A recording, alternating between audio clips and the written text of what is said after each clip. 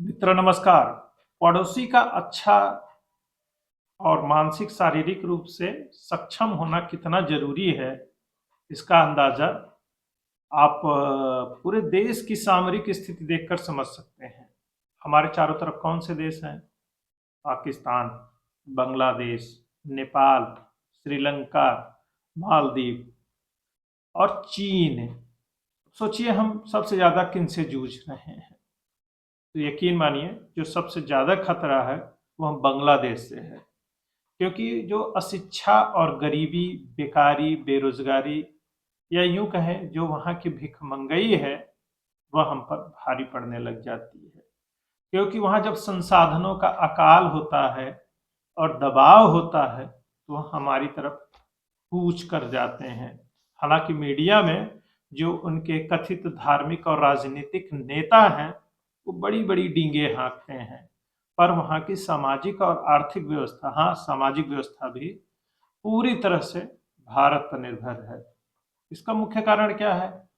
क्योंकि वो भारत के ही हिस्सा रहे हैं, तो भौगोलिक रूप से और आर्थिक रूप से जो उनकी निर्भरता है वह भारत से मुक्त हो ही नहीं सकती है, वो चाहे जितनी कोशिश कर लें। अब जो उनका भाईचारा है, मतलब जो धार्मिक बिलीफ सिस्टम है, वह बड़ी समस्या पैदा करता है। इतने सालों से धर्मांतरित हिंदू जो वो अब भी मुसलमान बनने की कोशिश में लगे हुए हैं, और पूरी दुनिया में वो अच्छे मुसलमान हैं, सच्चे मुसलमान हैं, या यूं कहें कि वो मुसलमान हैं, यह साबित करने में उनको बड़ी परेशानी होती है। और पूरे पाकिस्तान अफगानिस्तान के साथ भी यही समस्या है। क्योंकि जो यहाँ की सभ्यता, संस्कृति, या यूं कहें जो जीन है, वो इस्लामिक है ही नहीं, वह मूलतः सनातनी है। इसी अखंड भारत के हिस्सा हुआ करते थे। तो जो सोचने का तरीका है, जो व्यवहार का तरीका है, जो देखने का तरीका है, चाह कर भी बदल नहीं पाता। कहीं न कहीं किसी कोने में वह जो सनातनी जीन है, वह जोर मारने लग जाता है।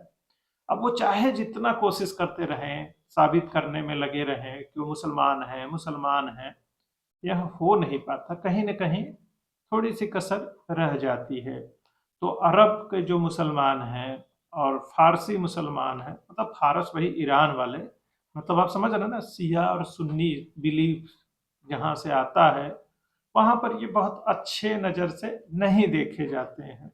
और भारत के भी मुसलमानों के साथ यही समस्या है कि वो साबित करने में लगे रहते हैं वो मुसलमान है, वो मुसलमान है, इसलिए वो तमाम हरकत करते रहते हैं। भाई मुसलमान हो, आप बदल चुके हो, कोई दिक्कत नहीं है, आप अपने पे भरोसा रखिए, आप कुरान के फॉलोअर हैं, कोई दिक्कत नहीं है, इस्लाम को अच्छे से आप फॉलो करिए, कहाँ कोई परेशानी है।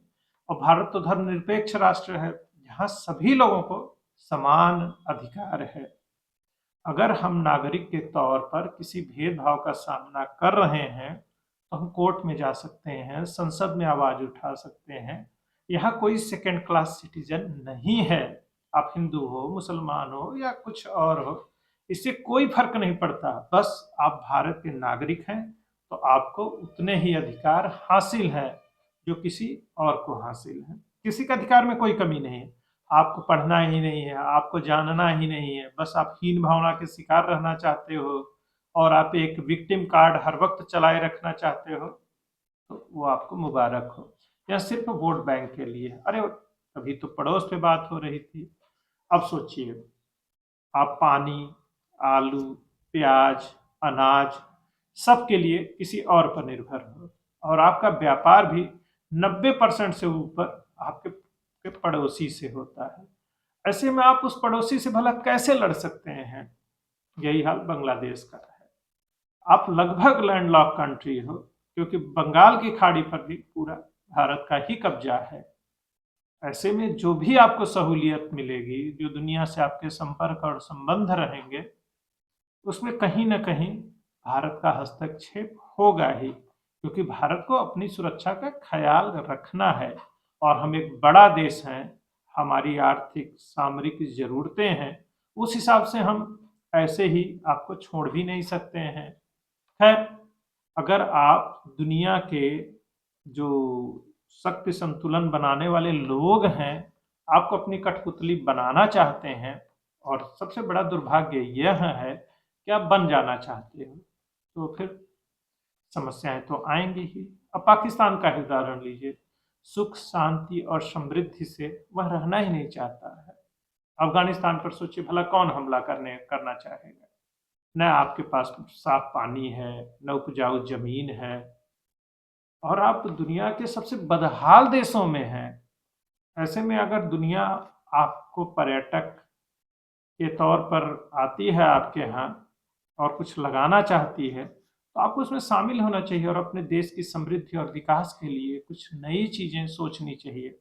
अब पता चलता है आप सैकड़ों साल से सिर्फ लड़ और मर रहे हैं। ऐसे में भला वहाँ के नागरिकों की क्या गलती है? लेकिन फिर वही माइंडसेट, वहाँ की जनता जनार्दन भी वैसे ही सोचने और व्यवहार लगने करने लग जाती है, क्योंकि इसमें एक दो दिन नहीं लगता है, धीरे धीरे उसके लिए भी लोगों को ट्रेंड किया जाता है कि आपको ऐसे ही सोचना है, ऐसे ही देखना है, ऐसे ही नफरत करना है। और यह जो अपने लोगों को संस्कारित करने की विधि है, यह पूरी दुनिया में चलती है। हमारे यहाँ भी तमाम ऐसे संगठन हैं जो हिंदू, मुसलमानों और बाकी लोगों को यही कैसे नफरत करो ये बताते और सिखाते रहते हैं। अब सोचिए, आप चाहे जिस धर्म को मानते हैं, अगर उसके जो है ठेकेदारों के चक्कर में आप पड़ जाएंगे, तो सच में आप धार्मिक नहीं रह जाएंगे, और उस व्यापारी के लिए आपका कोई मोल नहीं है, क्योंकि आप सिर्फ मोहरे हैं, और आपका इस्तेमाल वह अपनी सत्ता और ताकत को बढ़ाने के लिए करता है। ऐसे में चीज़ों को सही तरह से देखने और समझने की आवश्यकता है। आप चाहे जिस जाति के हों, चाहे जिस धर्म को हों, अपने धर्म शास्त्रों को पढ़ लीजिए, थोड़ा-सा जान लीजिए। क्यों किसी पंडित मौलाना के चक्कर में परेशान हैं? आप उससे असहमत हो सकते हैं, जिस राजनीतिक दल के पास जाना चाहें, जा सकते हैं। लेकिन चेतना के स्तर पर तो आपको थोड़ा-सा समृद्ध होना ही पड़ेगा। अब सब कुछ बांग्लादेश में अच्छा चल रहा था, लेकिन अच्छा चलना ही नहीं पसंद है उनको, कि इतने अच्छे से क्यों हो रहा है, समृद्धि क्यों आ रही है, लोग सुख शांति से क्यों रह रहे हैं। भाई यहाँ तो बंदूकें की आवाज़ हर वक्त आनी चाहिए, धमाके होते रहना चाहिए, 4-6-10 लोग हर समय मरते रहना चाहिए। तो ये तो हाल है। अब इस किस वजह से है, ये आप भी सोचते हैं तो सोच लीजिए, देखना चाहते हैं तो देख लीजिए। बहुत कठिन नहीं है इस बात को समझना। तो विचारधारा के स्तर पर सबसे पहले सही होने की आवश्यकता है। अपने लोगों से सवाल करिए, बस भीड़ का हिस्सा मत बनिए। आप चाहे जो हो, इससे कोई फर्क नहीं पड़ता है। जो आपके आका हैं, जिन्हें आप अपना आका मान रहे हैं, वह सिर्फ आपका इस्तेमाल करता है, कर रहा है। वह एक सामान्य स्थानीय स्तर से लेके अंतर्राष्ट्रीय स्तर पर यही हो रहा है। तो सशक्त बनिए, मजबूत बनिए, शिक्षित होइए। इसका समाधान यही है। और अपने पड़ोसी से अच्छा संबंध रखिए, और मजबूत पड़ोसी हमेशा बेहतर होता है, क्योंकि उसके पास आपका नुकसान करने के लिए भी समय नहीं होता है। सुख समृद्धि तभी आएगी जब पड़ोसी भी मजबूत होगा। नहीं तो अपनी सुरक्षा के लिए आपको बेहतर इंतजाम करने होंगे, क्योंकि तब पड़ोसी आपको परेशान करेगा। तो मजबूत रहना हर स्थिति में जरूरी है। पड़ोसी अच्छा हो तो भी, पड़ोसी बुरा हो तो भी। अच्छा होगा तो आपके पास संकट नहीं होगा, बुरा होगा तो उससे बचने के लिए पूरी तरह से मजबूत होगा। चाहे सैनिक शक्ति हो, आर्थिक शक्ति हो, सामाजिक शक्ति हो, क्योंकि कुछ भी अलग अलग नहीं है, सब एक दूसरे से जुड़ा है। एक के अभाव में दूसरा नहीं हो सकता है। तो अपने आप को सशक्त करिए, मजबूत करिए। जय हिंद, जय भारत, वंदे मातरम।